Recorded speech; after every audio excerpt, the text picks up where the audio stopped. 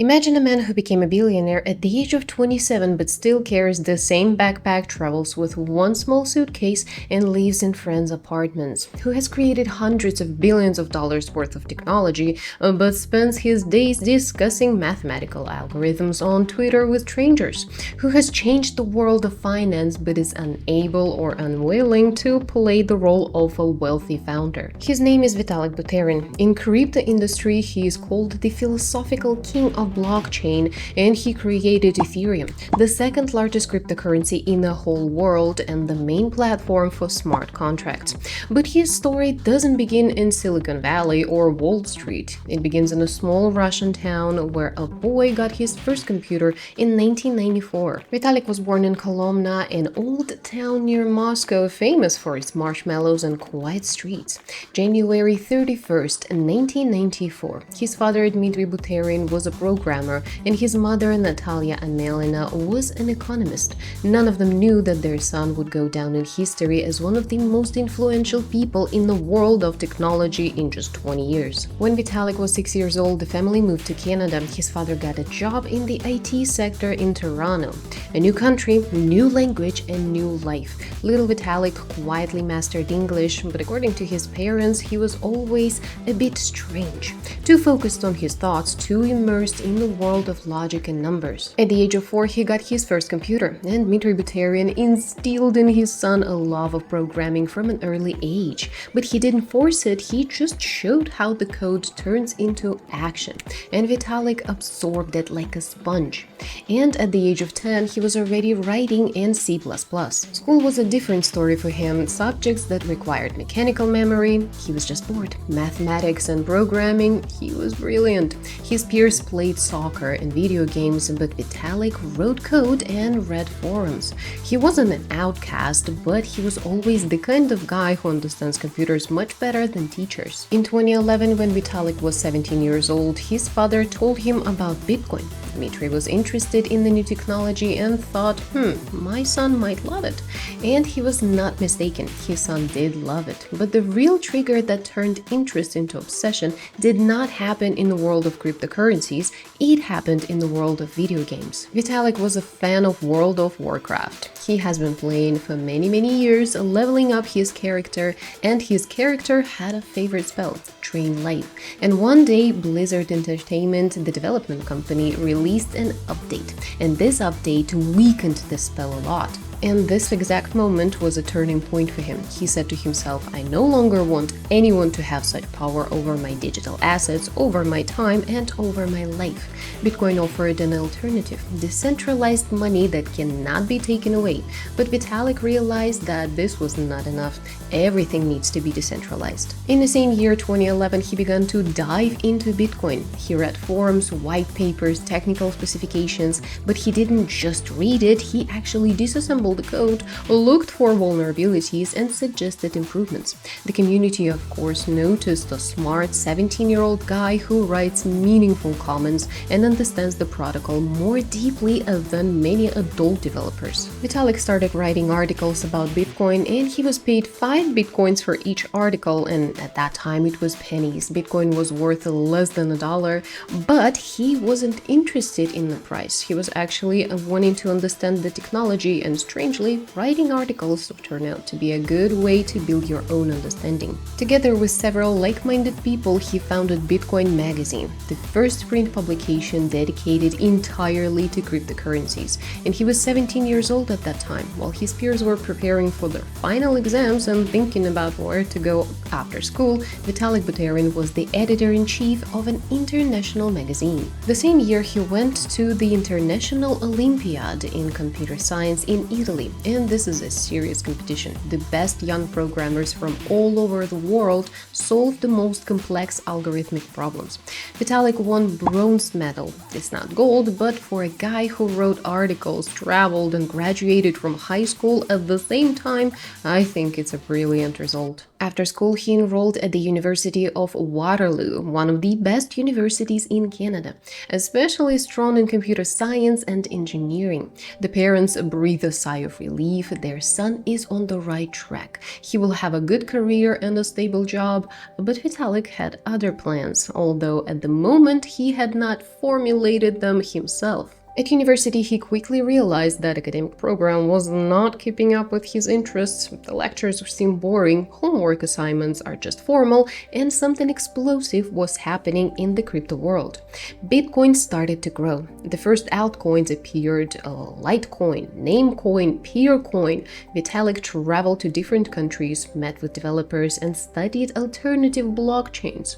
But 8 months after he enrolled, he dropped out of school. And of course, his parents were terrified. "What are you doing? Are you dropping out of university just for some internet money?" Vitalik explained calmly as always, and he had an idea. Not just a new coin, but something much bigger. And he had to devote all his time for it, and the parents eventually accepted it because they realized that it was just absolutely pointless to argue with him. The idea was born during his travels. He traveled to different blockchain projects, looked at their architecture, and saw the same limitation. Each project made its own wheel. Bitcoin is for payments, Namecoin is for domain names, colored coins for tokenization of assets, and everyone solved just one narrow task. Everyone demanded the creation of a new blockchain from scratch. Vitalik asked himself a question: what if we make not another cryptocurrency, but a universal platform on which any developer will be able to create any decentralized application without having to build their own blockchain from scratch? And it was a crazy, audacious, but brilliant idea.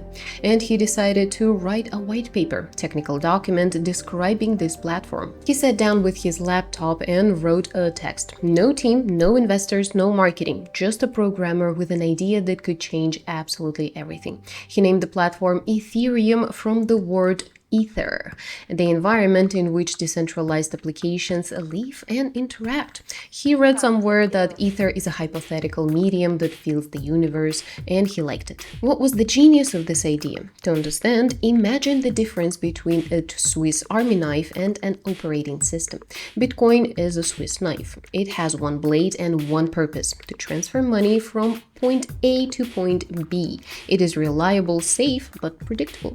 Ethereum is an operating system like Windows or Android. You can write anything on it: games, financial derivatives, social networks, or voting systems. So Bitcoin does one thing, but it does it really well. Ethereum does a lot of things, and it lets others do them. Bitcoin is a calculator, Ethereum is a computer. The difference between them is the difference between an arithmometer and programmable Turing machine. And Vitalik offered it to the world when he was 19 years old. The white paper was released at the end of 2013, and it spread through crypto forums like wildfire. Community, which is used to the next Bitcoin killers, suddenly saw something completely different. It wasn't another coin with changed parameters, it was a new paradigm shift, and its author was a 19-year-old guy in a hoodie who constantly moved. In January of 2014, Vitalik was invited to speak at a conference in Miami. He came on stage modest, a little awkward, with a quiet voice. He talked about decentralized applications, smart contracts, and global computer that could change everything. Investors, developers, and journalists were sitting in the hall, and many people did not understand half what he was saying. But everyone felt it. It was something big. After the speech, people came up to him. Not one, not two, but dozens. "How can we help? I want to participate. I have money, just take it, please." And that's how the team began to form. Among those who responded were Gavin Wood, a mathematician and programmer who would later write the Yellow Paper, a technical specification for Ethereum; Joseph Lubin, an economist who later founded Consensus; and Charles Hoskinson, who would later leave and create Cardano. In the spring of 2014, Vitalik and the team announced the crowd sale, the idea to sell Ethereum tokens in advance to those who believe in the project. 31,000 bitcoins was collected. At the exchange rate of that time, it was about $18 million. It was one of the most successful crowd sales in history, and this happened when Ethereum existed only on paper and in minds of just few programmers. Vitalik insisted that Ethereum Foundation, the foundation that manages the development of the platform, be registered in Switzerland as a non-profit organization. It was a matter of principle. He did not want investors to dedicate technical solutions. He did not want platforms to be run for profit. Decentralization begins with a corporate structure, and Vitalik understood this better than anyone. The team worked like crazy. Gavin Wood wrote the first Ethereum client in C++, and other developers used Go, Python, and Java. They weren't just building a program, they were building a new type of computing environment. And there were mistakes at every single turn. Bugs, vulnerabilities, inconsistencies in specifications, but they were moving forward. On July 30th of 2015, the launch of the main Ethereum network frontier took place, and this was the first version. It was raw, unstable, with warnings that you could lose all your money, but it worked. The world's first decentralized world computer has appeared, and the code was open. Anyone could launch a node, write a smart contract, or create their own application. In the first few months, almost nothing happened on Ethereum. A few enthusiasts were running simple scripts. The newcomers lost the airwaves due to errors in the gas. Hackers have attacked vulnerabilities, but the community was growing. Developers from different countries started experimenting, and they saw Ethereum not as a toy, but as a tool. And then 2017 happened. ICO boom, initial coin offerings. Startups around the world have been issuing their tokens on Ethereum, and all you need is smart contract, a white paper, and a bit of marketing. Investors were going crazy. Tokens have grown hundreds of times. Ether skyrocketed from $10 to $1,400. The network became overloaded. The fees increased and everything slowed down, but the fact itself was incredible. The technology invented by a 19-year-old boy suddenly became the foundation for an entire industry. In 2016, there was a crisis. The DAO hack. Someone found a vulnerability in the smart contract code of the decentralized venture organization DAO and withdrew 3.6 million ethers from there. It was about $60 million at that time. Ethereum split into two camps. Some said the code is the law, while others said we need to step in and return the money. Vitalik took the side of intervention. He proposed a hard fork, a protocol change that would return the stolen ethers to their rightful owners. And part of the community, of course, refused and stayed on the old chain, and this is, by the way, how Ethereum Classic was born. The decision was painful, contrary to the principle of inviolability of the blockchain, but in Vitalik's opinion, it was the only right thing to save the project. The irony is that the man who hated Blizzard's centralized power made the centralized decision himself. But of course, he explained it this way: we didn't take the money from hacker, we just returned the protocol to its pre-hacked state. And it's like if a bank was robbed and you just changed the locks instead of accepting the loss. For many, it sounded like an excuse, but the majority supported him. Then there are years of hard work on scaling. Ethereum could only process about 15 transactions per second for a global computer, when Visa processes thousands. Vitalik and the team began to develop what they called Ethereum 2.0, the transition from proof of work to proof of stake, and this would increase the throughput hundreds of times. The transition took years. There were delays, frustrations, and haters who said that Ethereum would never make it. But Vitalik continued to write code, discuss technical details, and, of course, edit specifications. He was not a CEO in a classical sense. He was an architect, and it remained in the code. On September 15th of 2022, after many years of development, the merge was launched.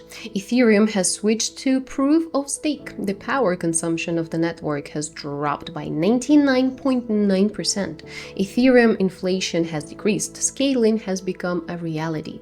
And it was one of the most difficult technical events in the history of the blockchain, and it passed without a single glitch. But Vitalik was not celebrating. The merge took place, and this is a big step for Ethereum, but the work is not finished. We still have a lot to do. How does a person who has created a platform worth hundreds of billions of dollars live? He travels with one small suitcase and a backpack. He lives in friends' apartments or hotels, but not in suites, in ordinary rooms actually. He wears dubious-looking t-shirts. His photos on the internet are almost always the same image: an outstretched neck back and forth, a slightly awkward pose, and huge eyes looking somewhere inside themselves. In 2021, Forbes included him in the list of billionaires for the first time. They estimated his fortune at $1.5 billion. Vitalik? He did not even seem to notice. He didn't buy a yacht, didn't move into a mansion, didn't start giving out classy interviews. He continued to write code, answer questions from newbies on X, and explain why one technical solution was better than another one. Friends and colleagues describe him as a man who has no material ambitions. He doesn't drive a car, doesn't buy expensive clothes, and never dines in Michelin-star restaurants. The only luxury he allows himself is time. Time for reflection, time to read, and time to discuss ideas with smart people. Vitalik actively donates money to important projects for him. He has transferred more than $1 billion in tokens to the COVID-19 fund in India. He has donated tens of millions to research in biology and artificial intelligence, and he believes that great wealth is not an achievement, but a responsibility. And in this, he is similar to other great ideology programmers. Like Richard Stallman, the creator of GNU, he sleeps in tiny rooms all his life and only requires just a cup of tea. Linus Torvalds, the creator of Linux, still writes code in an ordinary apartment. Vitalik is made of the same stuff, and they just don't need money, they need the freedom to do what they think is important. What makes Vitalik a cult figure adored by millions? Not just a technical genius, there are many talented programmers, but Vitalik is an ideologist. He was able to formulate a vision. Blockchain is not just money, it is a new architecture of trust. It's a way to create institutions without intermediaries, without kings, without central server that can delete your spell at any time. He also retained his childish sincerity. He doesn't respond to interviews like a politician or CEO, he responds like a person who really wants to understand the question and give an honest answer. He doesn't shy away, doesn't speak in generalities, does not defend the brand. He says what he thinks, even if it contradicts what is beneficial for the price of Ethereum. The conflict with Charles Hoskinson, the co-founder who later founded Cardano, is also significant. Hoskinson insisted on a commercial model, attracting venture capital, aggressive marketing, and development control, and Vitalik said, no.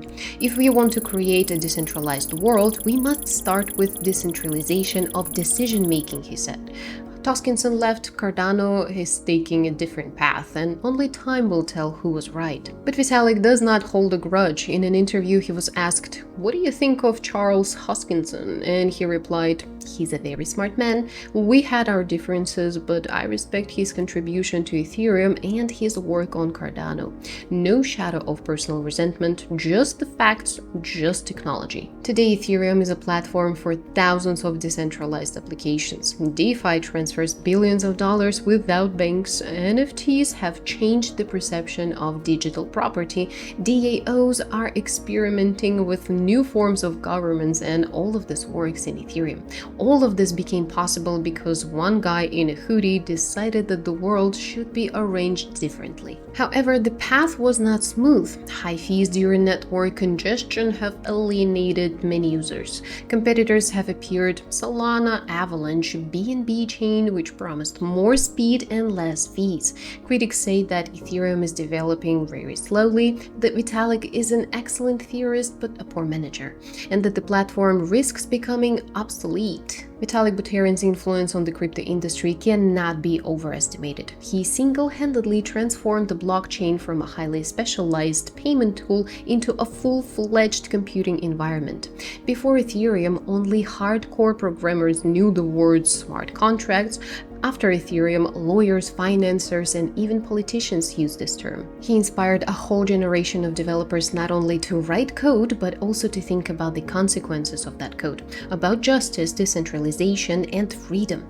Many crypto billionaires today are just people who bought and sold on time, but Vitalik is a person who has created something new and continues to create it now. Vitalik himself says that his main concern right now is not the price of Ether, but the health of the ecosystem. He writes posts about the problems of centralization in staking pools, offers new cryptographic primitives to improve privacy, discusses how to make the management of the protocol more resistant to capture by large players. He still uses X and argues with just strangers about gas, about MEV, about the mathematical intricacies, not because he has to, but because he is interested. He is still a programmer who likes to solve complex problems, and everything else like money, fame, and power is just a noise to him. In 2022, Time magazine included Vitalik in the list of the most influential people in the world. The text was about the philosophical king of cryptocurrencies. So, what distinguishes Vitalik from other crypto kings? He didn't build a fence around his technology, he didn't patent it, it does not require royalties, and Ethereum Foundation funds competitors' developments if they are useful for the ecosystem.